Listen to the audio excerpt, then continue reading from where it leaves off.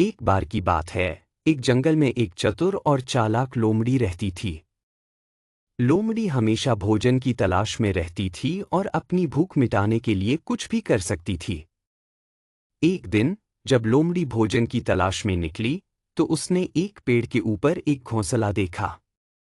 घोंसला एक चील का था और उसके अंदर 3 अंडे थे।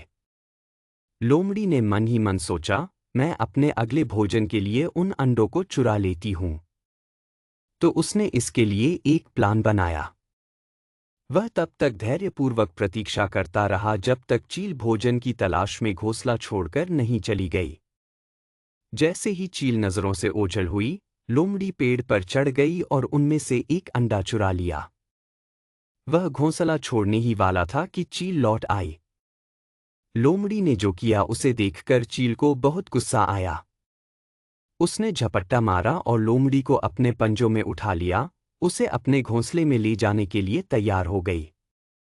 लेकिन लोमड़ी तेज तर्रार थी और बोली, कृपया, हे शक्तिशाली चील, मुझे जाने दो। मैं अपने भूखे परिवार को खिलाने के लिए केवल एक अंडा ले रही थी। मैं वादा करती हूं कि मैं ऐसा फिर कभी नहीं करूंगी।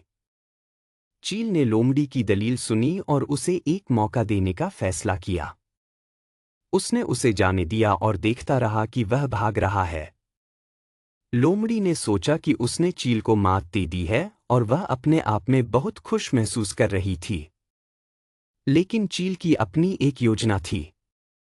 कुछ दिनों बाद चील ने लोमड़ी की मांद का दौरा किया और शांति बनाने की पेशकश की। लोमड़ी हैरान थी, लेकिन उसने उसके प्रस्ताव को स्वीकार करने का फैसला किया। चील ने फिर कहा, मेरे दोस्त, मेरे पास तुम्हारे लिए एक उपहार है। यह एक सुंदर पक्षी का पंख है जो तुम्हारे लिए सौभाग्य लाएगा। लोमड़ी उपहार पाकर रोमांचित हो गई और उसने बाज को धन्यवाद दिया। लेकिन जैसे ही बाज चला गया, लोमड़ी को एहसास हुआ कि उसके साथ छल किया गया है। पंख उसके गले में फंस गया था और वह सांस नहीं ले पा रहा था। उसने उसे बाहर निकालने की कोशिश की, लेकिन वह टस से मस नहीं हुआ।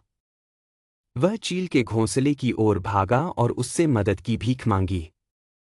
चील, जो दूर से ही सब देख रही थी, ने देखा कि लोमड़ी को क्या हुआ है और लोमड़ी के पास उड़ गई।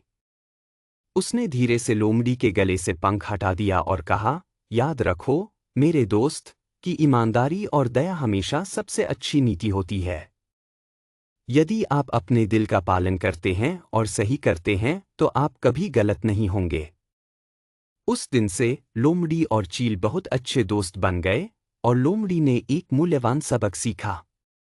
उसने फिर कभी चील से चोरी नहीं की और हमेशा हर किसी से मिलने के लिए ईमानदार और दयालु बनने की कोशिश की। कहानी का नैतिक। और इसलिए, बच्चों, कहानी का नैतिक यह है कि ईमानदारी और दयालुता को हमेशा पुरस्कृत किया जाएगा, और छल और कपट हमेशा परेशानी का कारण बनेगा।